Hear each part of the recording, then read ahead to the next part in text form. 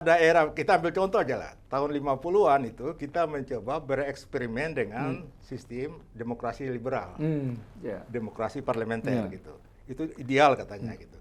Tetapi ternyata gagal kan. Tadi dia menimbulkan banyak konflik, banyak pemerintahan nggak stabil juga ya waktu itu. Sampai timbul berbagai konflik yang akhirnya membuat pembangunan terbengkalai gitu. Satu fase kita lewat. DNA bangsa kita ini yang melahirkan bangsa kita ini cendekiawan. Jangan lupa generasi Soekarno-Hatta itu intelektual itu, orang-orang kampus yang cemerlang itu. Masyarakat kita kan juga makin cerdas. Betul. Kalau tiap hari dicekcoki dengan berita-berita yang sampah, hoax, dia akan tinggalkan dengan sendirinya gitu. Yeah.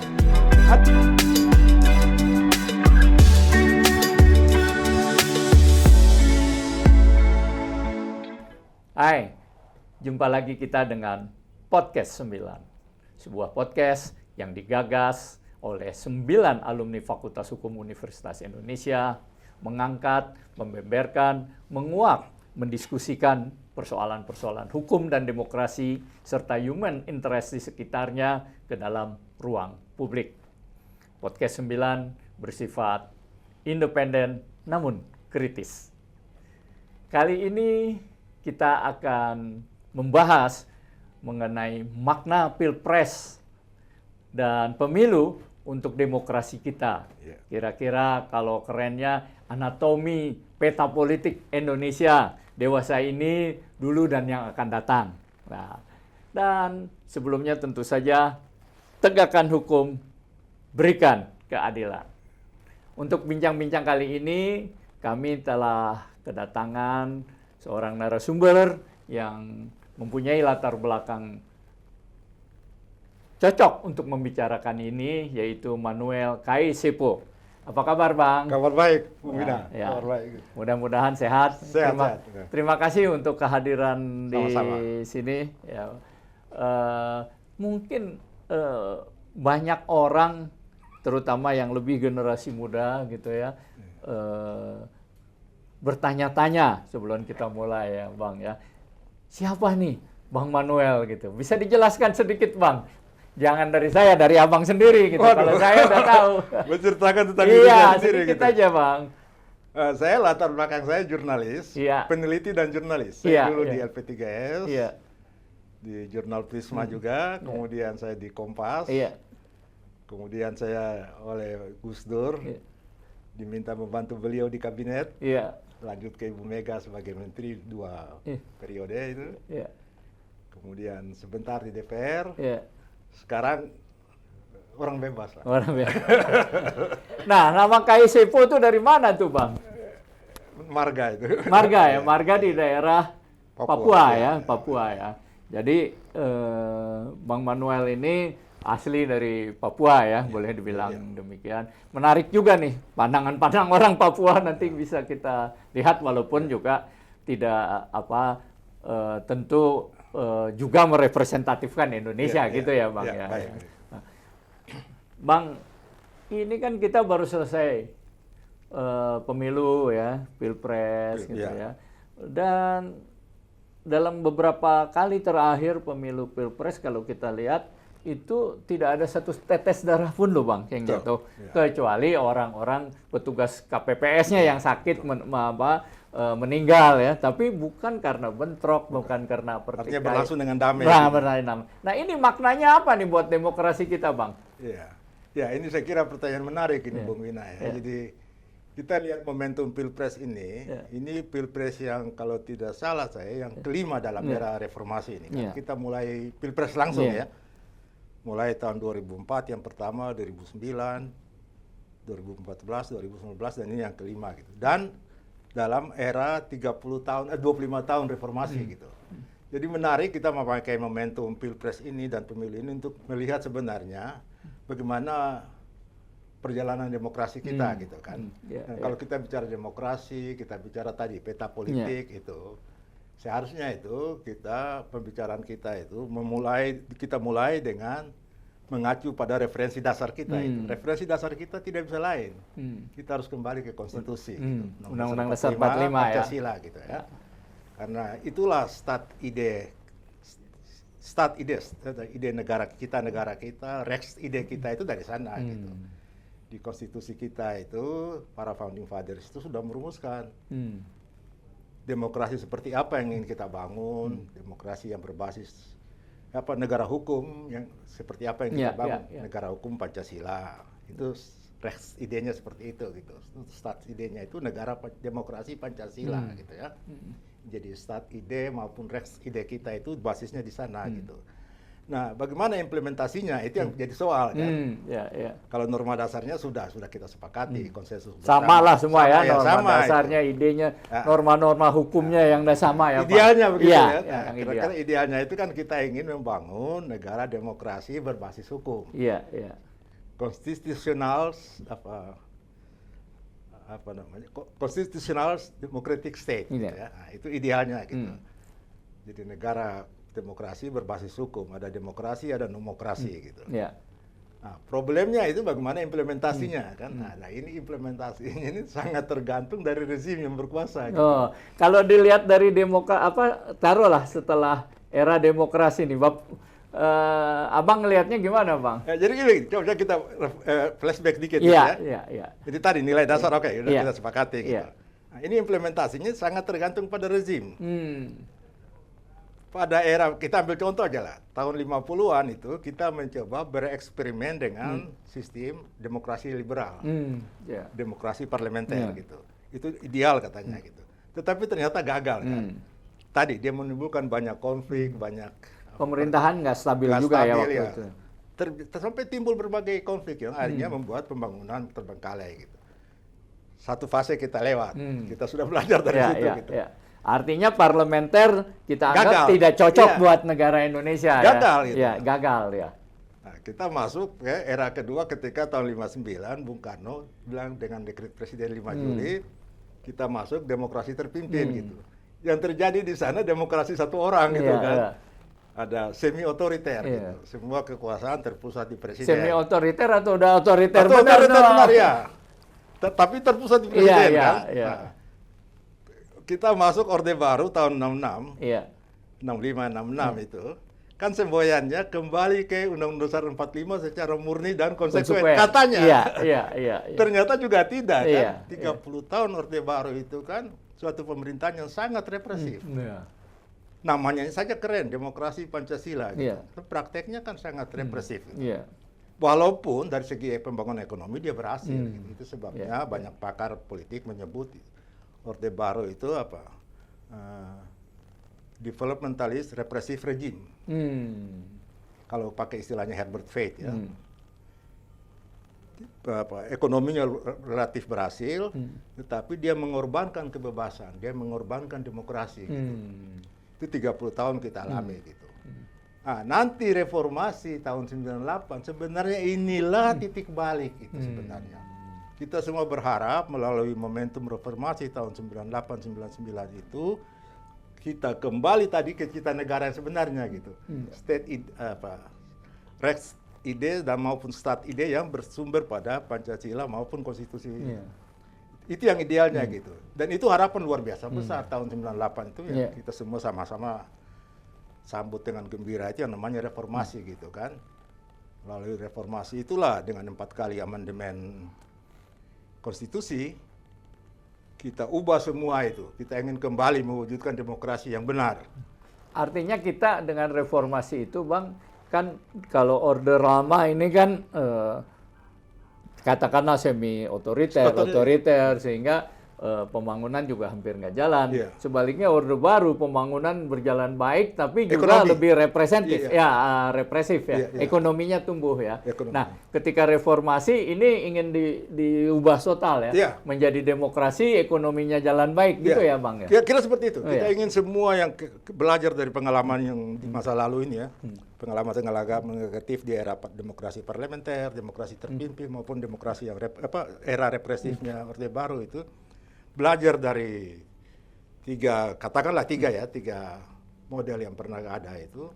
Melalui reformasi itu kita ingin bangun suatu demokrasi yang sungguh-sungguh gitu. Yang tadi dasarnya adalah Pancasila dan konstitusi Undang-Undang 45 gitu. Itu sebabnya kita melakukan dimulai dengan 4 kali amandemen konstitusi gitu kan. Luar biasa itu. Bang, ini kan menarik Bang, kalau kita lihat reformasi Jovin ya, semua udah kita rubah Bang. Sudah kita reform. Presiden dipilih langsung oleh rakyat ya. DPR dipilih langsung oleh rakyat. Untuk korupsi ada KPK ya, kan ada berbagai lembaga yang badan-badan dari misalnya Komisi Informasi, Komisi Yudisial, berbagai komisi lain yang juga nggak sedikit makan anggaran negara. Ya, persnya sendiri udah dibebaskan gitu ya, udah sehingga kita bebas. Tapi apakah demokrasinya berkembang? Itu soalnya. Kita dulu menaruh harapan demikian besar di awal reformasi itu kan tadi melalui 4 kali amandemen konstitusi, apa yang Bung Wina sebut itu kan. Kita menghidupkan kembali lembaga-lembaga itu kan. Ada MPR dari lembaga tertinggi menjadi lembaga tinggi, dia sederajat dengan lembaga-lembaga negara tinggi negara yang lain. Kita menciptakan lembaga-lembaga demokrasi yang baru, terutama itu KPK. Di samping KPK ada komisi-komisi. MK apa ada? Dan yang terpenting itu MK sebagai pengawal konstitusi, karena kita ingin kembali menegaskan bahwa sekarang ini supremasi konstitusi, the supremacy of the constitution gitu, MK sebagai itu. Dan dengan diciptakannya lembaga-lembaga tadi itu kita ingin menegaskan prinsip dasar dalam demokrasi yaitu check and balances. Lembaga-lembaga ini saling mengontrol, saling mengimbangi dan saling mengawasi gitu. Itulah esensi demokrasi gitu. Maka hadirlah lembaga-lembaga negara ini, komisi-komisi. Tetapi Bung Wina jangan lupa ya, setelah 25 tahun, kira-kira setahun yang lalu, ada survei yang mengatakan bahwa public trust kepada lembaga-lembaga buah reformasi ini merosot luar biasa.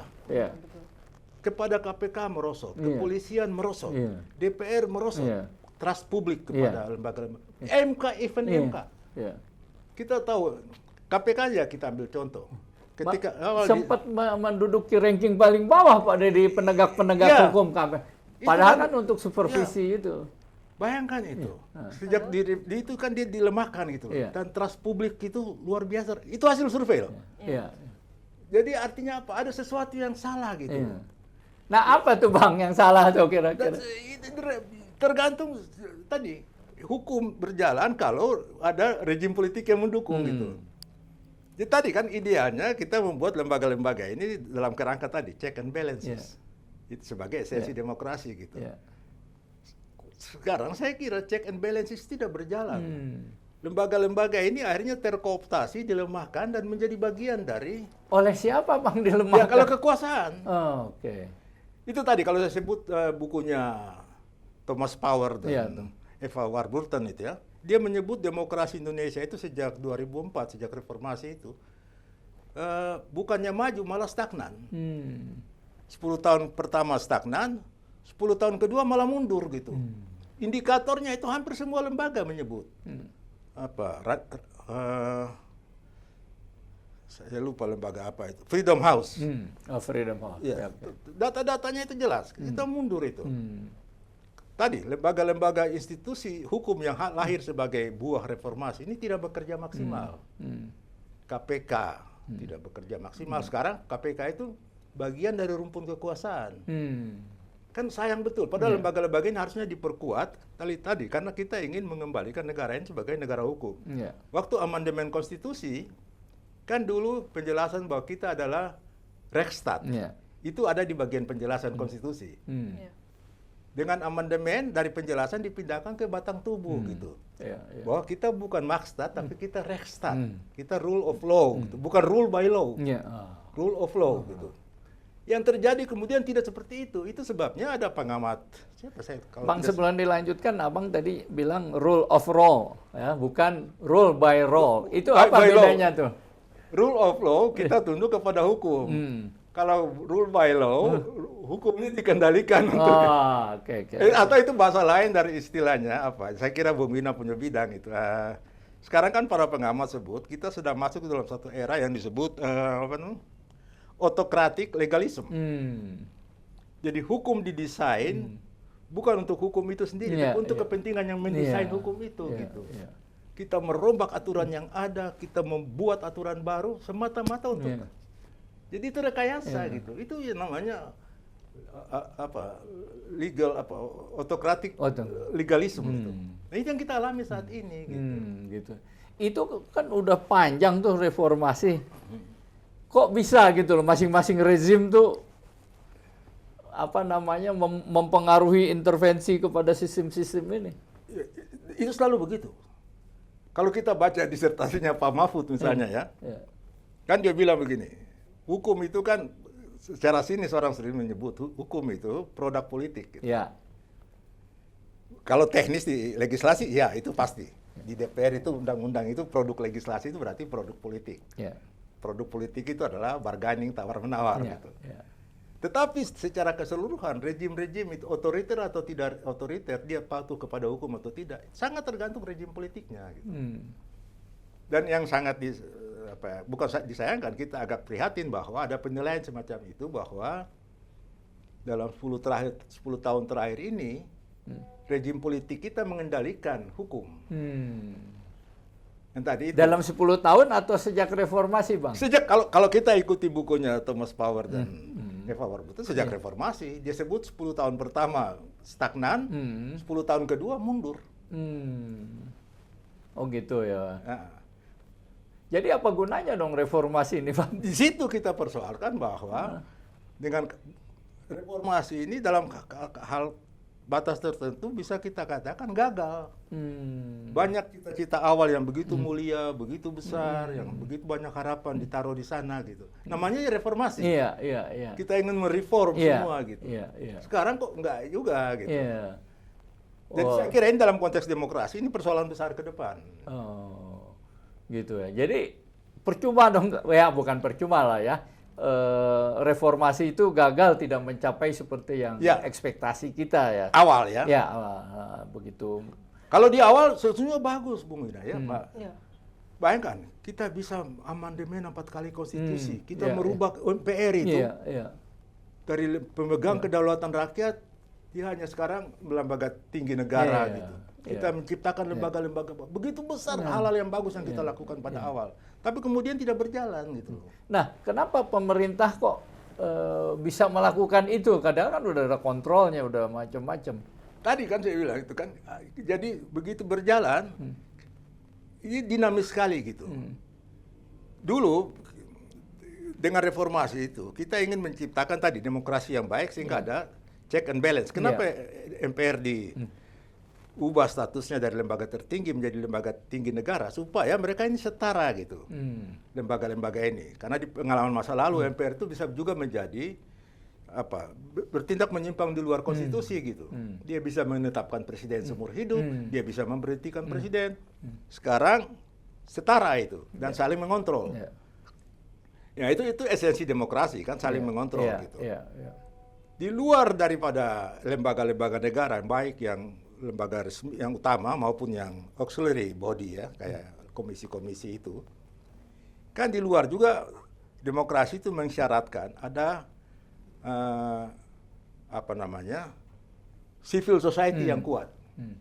Pers yang kuat, LSM yang kuat, universitas yang kuat, intelektual yang kuat, kaum-kaum profesional, asosiasi profesi yang kuat. Semua ini dalam rangka tadi check and balance. Semua ikut mengontrol gitu. Sehingga demokrasi itu tidak bisa terpusat pada kekuasaan. Dan intinya tadi kan, waktu kita reformasi itu, kita bikin MK. Prinsip dari konstitusi itu kan membatasi kekuasaan. Esensi dari konstitusi itu membatasi kekuasaan. Tidak boleh ada satupun undang-undang yang bertentangan dengan konstitusi. Kan? Itu sebabnya kita bikin MK gitu. Kalau ada kekuasaan presiden melanggar, siapapun yang mau melanggar undang-undang ini, kita tinggal melakukan judicial review ke MK. MK ini kan dia sebagai supreme itu ya. Dia mahkamah luar biasa. Dia dia menjaga kemurnian konstitusi ya Pak ya. Guardian, istilahnya tuh guardian of the constitution gitu. Dan dia the ultimate interpreter of the constitution. Dia penafsir tunggal. Ketika terjadi deadlock dan kita bingung kemana, kita ke MK gitu. ada yang saya mau tanya. Ya, silakan, tanya. Gini Pak, Ya. tadi kan Bapak bilang kalau misalnya untuk intelektual Ya. LSM itu kan Ya. harus kuat. Harus kuat, Harus betul. melakukan check Ya. and balances untuk mengawasi. Sebenarnya mengawasi itu bagaimana? Karena kan banyak juga yang mungkin seperti universitas atau Ya. mahasiswa-mahasiswa sebenarnya tidak paham apa sih demokrasi yang sebenarnya. Nah, itu bagaimana Pak maksud dari mengawasi dan menjaga check and balances itu? Jadi gini kan, ada tesis begini, demokrasi yang baik itu tadi kan, Iya.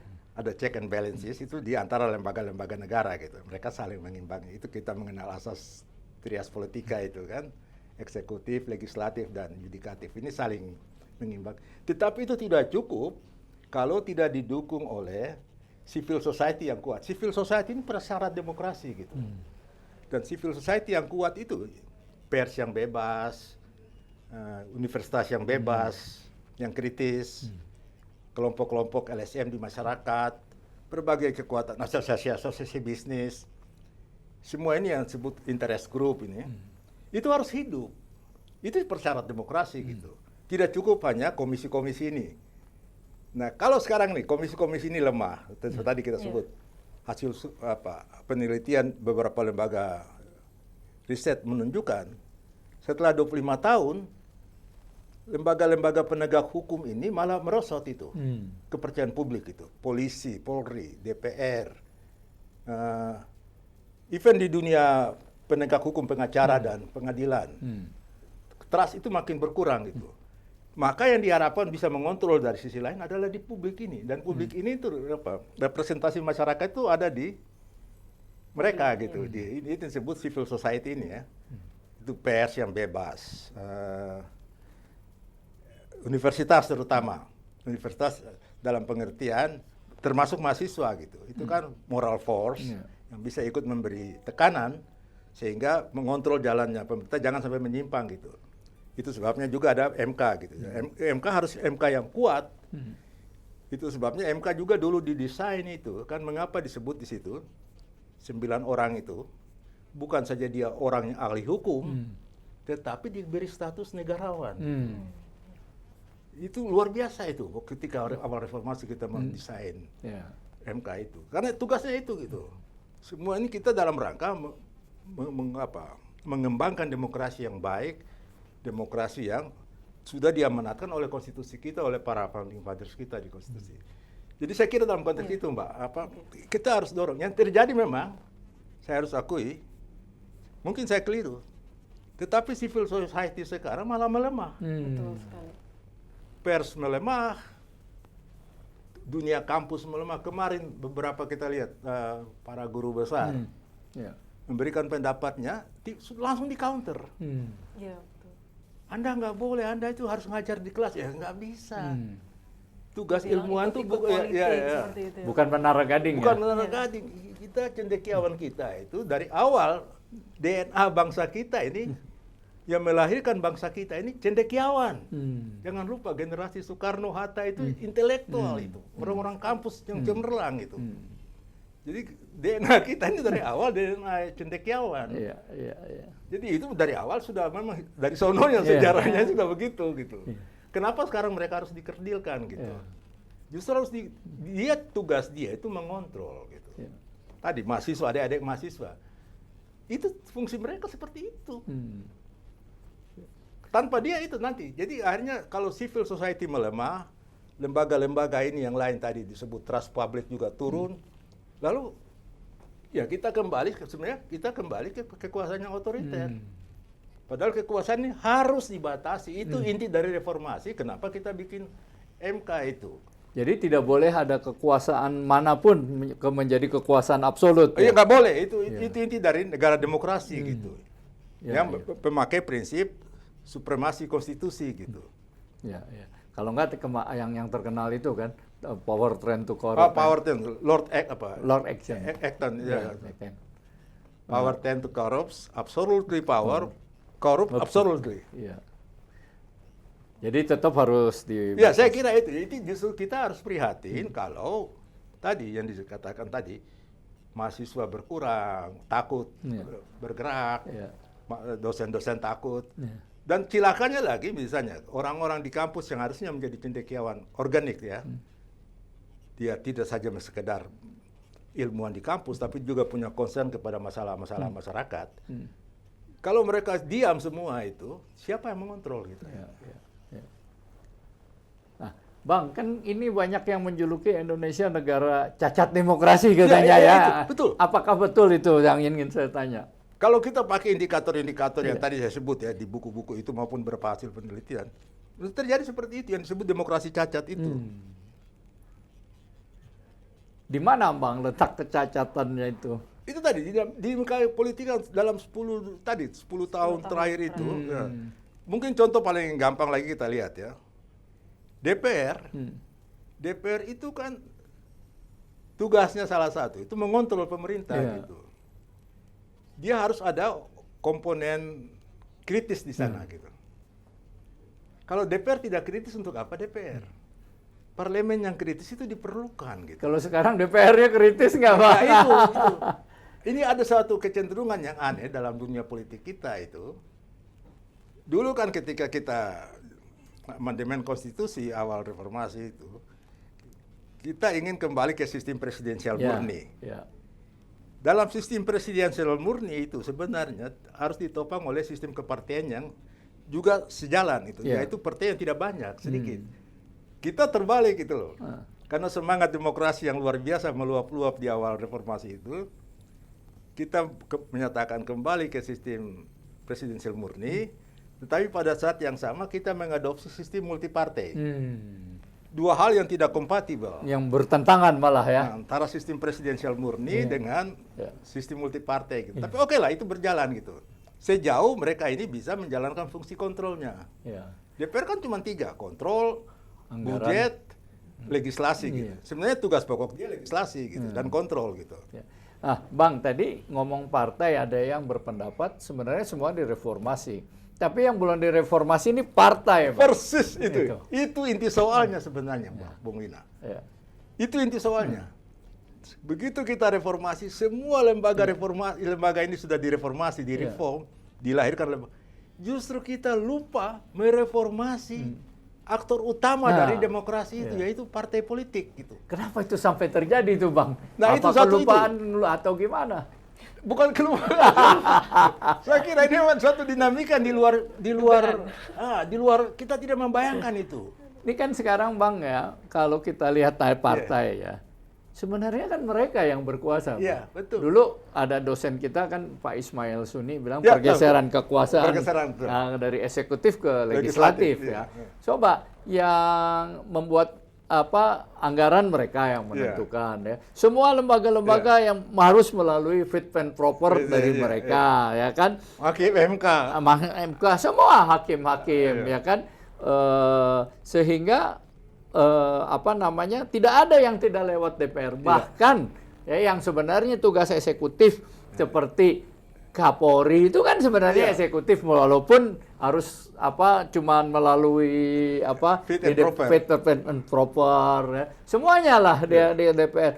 Tapi kalau kita lihat DPR-nya sendiri nggak direformasi gitu. Maksud saya partainya sendiri ya kan. Saya kira itu inti soalnya itu. Inti soalnya itu Bung Wina. Kan begini, dalam demokrasi modern aktor utamanya adalah partai. Gitu. Dan ini yang kita mungkin lalai. Ini dosa kita semua. Semuanya kita reformasi, kecuali partai gitu. Kalau sekarang udah nggak mau kali ya partai direformasi. Mana dia mau? Apa mungkin Pak kalau sekarang direformasi? Sudah susah. Sudah susah ya Pak? Sudah susah. Karena perkembangannya terlalu cepat. Begitu 2004 ke 2009 kita masih berharap itu. Begitu 2009 sudah mulai berubah itu. Jadi begini. Tadi, satu sisi dia diberikan kewenangannya luar besar. Kalau kita lihat dari luar, partai ini luar biasa besar. Tetapi jangan lupa, Bung Wina, ada banyak cacat di situ. Pertama, partai ini dia ternyata tidak otonom. Dia hanya extension dari kekuatan di luar dirinya. Pertama, kekuatan ketua. Partai menjadi sangat personal, identik dengan ketuanya. Ketua umumnya ya. Jadi anggota-anggota DPR itu dia berpendapat harus atas instruksi ketua umum, ketum. Iya, makanya Bambang Pacul bilang kami ini cuma Korea aja gitu. Iya, Ikutin ke atas. Dan gitu. Bambang Pacul benar. Iya. 100% Bambang Pacul benar. Iya. Dia tidak, kalau Bang Wina berani berbeda pendapat bisa di-recall. Iya. Dan undang-undangnya memungkinkan itu. Padahal dulu di recall mau dilawan ya, Iya. nggak apa mau ditiadakan Iya. ya, sehingga lebih independen Iya. sebagai anggota DPR. Itu cacat pertama Iya. itu. Cacat kedua lagi ya. Tadi, dia hanya extension dari ketua umum. Iya. Kedua juga, partai secara keseluruhan ketika dia mau masuk ke parlemen, dia memerlukan sumber dana yang besar. Iya. Kan tidak mengherankan Iya. sekarang yang akan duduk menghiasi wajah parlemen kita 2024 ke depan ini. Iya. Orang-orang cantik, ganteng-ganteng itu kan. Iya. Dari dunia selebriti. Karena mereka yang punya uang dan mereka yang populer gitu. Iya. Bayangkan bagaimana kualitas parlemen kita ke depan gitu. Iya, iya, iya. Karena itu tadi. Hal kedua yang mau saya sampaikan.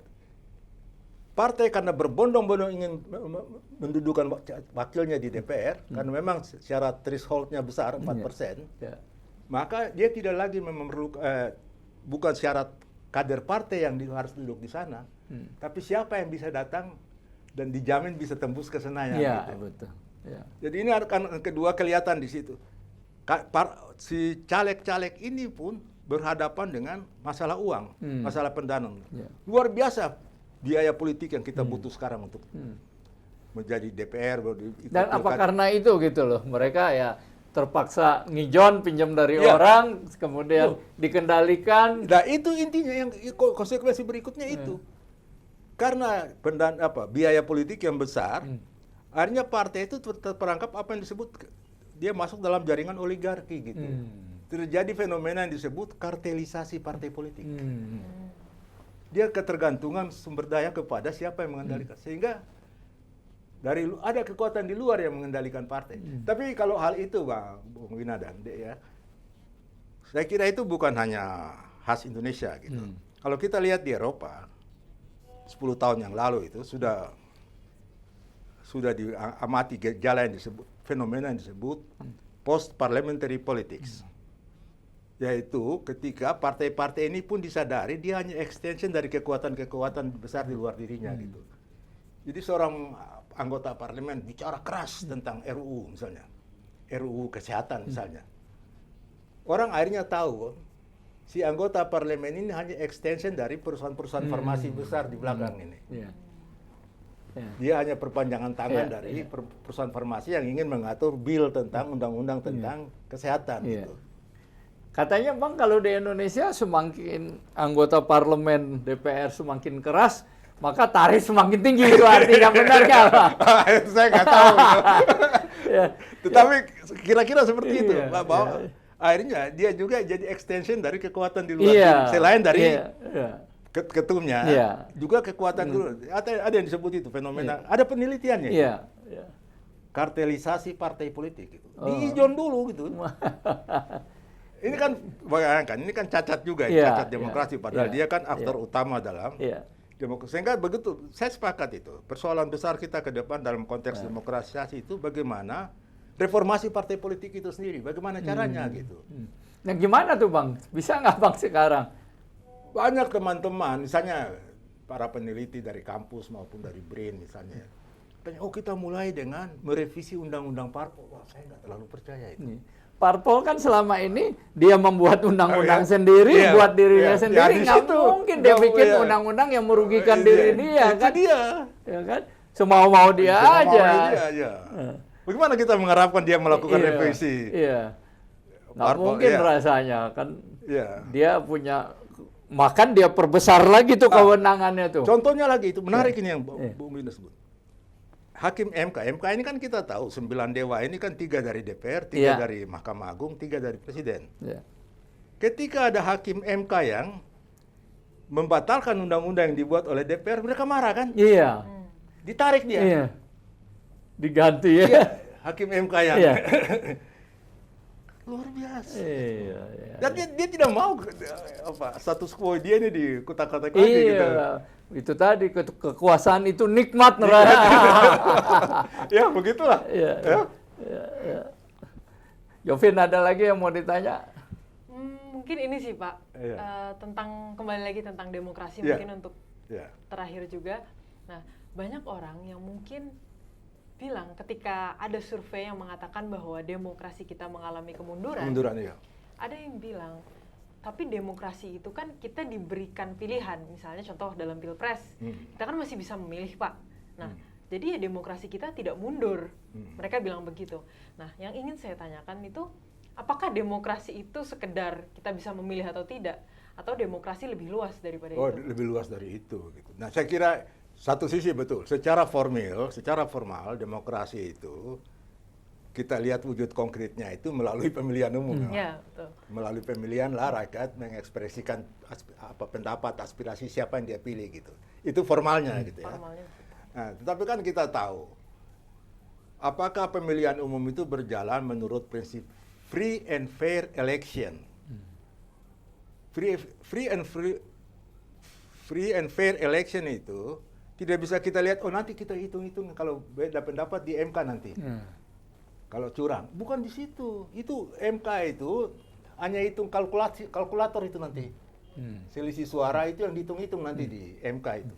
Yang kalau kita lihat ke belakang desain awal, bagaimana sejak awal sistem pemilu kita didesain, sistem kepartean kita didesain itu. Itu demokrasi harus dicari dari sana, Pak, esensinya itu. Bukan nanti kita bebas menentukan kalau kalah, kita pergi ke MK gitu loh. Perselisihan diselesaikan di Iya, MK kan? Bukan itu. Ya. Kita lihat ke belakang desain awal itu. Bagaimana suatu rejim menggunakan segala sumber daya publik untuk mendesain kepentingan yang dia perlukan. Regulasi bisa diubah, anggaran bisa diluncurkan, bansos, pengerahan aparat, birokrasi gitu. Itu kan harus juga Seluruh aspeknya disorot, itu ya, ya. Tidak sekedar aspek legal, memilih atau- ya, terus memilih kita itu Ya, sudah demokrasi. Gitu. Dan begini kan, ini tadi dulu kembali ke DPR ini. Kita ini sekarang sejak sejak reformasi ini kan, kita sebenarnya kembali ke paham yang sangat liberal gitu. Kita menganggap kalau demokrasi itu adalah individual right. Ya. Orang datang memberikan suara di kotak suara itu demokrasi gitu. Itu betul, liberal. Tetapi founding fathers kita dulu sudah ingatkan gitu. Mereka luar biasa jenius itu. Mereka mempelajari sistem liberal, apa kelebihan, apa kekurangannya, apa sistem komunisme itu. Mereka datang dengan menawarkan konsep yang original, musyawarah mufakat. Itulah yang tercermin di sila keempat kan. Kerakyatan yang dipimpin oleh hikmat kebijaksanaan dalam permusyawaratan perwakilan. Itu dalam demokrasi ini yang disebut demokrasi deliberatif. Artinya bukan semata-mata pemilihan. Kalau pemilihan dan kita memilih wakil di DPR itu prinsipnya majoritarian. Siapa suara terbanyak gitu. Suara terbanyak dia pemenang, dan kalau dia pemenang dia menentukan segala-galanya. The winner take all. The winner take is all ya. Bukan itu. Kita masyarakat itu hanya berlaku dalam masyarakat barat yang homogen. Homogen baik secara kultur, secara sosial ekonomi homogen. Kita ini luar biasa, Pak. Diferensiasi perbedaannya itu. Secara ras, kultur beda, Sukunya banyak banget ya, budayanya banyak. ekonomi juga jomplang. Iya. Kan ada tesis tuh, demokrasi yang baik itu hanya bisa dibangun dalam masyarakatnya ekonominya kuat gitu. Iya. Kan ada buku dulu disebut judulnya itu. No bourgeois, no democracy. Memang agak sinis Iya. gitu. Iya. Dia bilang tanpa ada kelas bourgeois tidak ada demokrasi gitu. Kalau rakyatnya miskin banyak, ini bisa dipelihara untuk kepentingan elektoral. Iya. Jadi bukan ukurannya sekedar kita datang ke kotak suara gitu.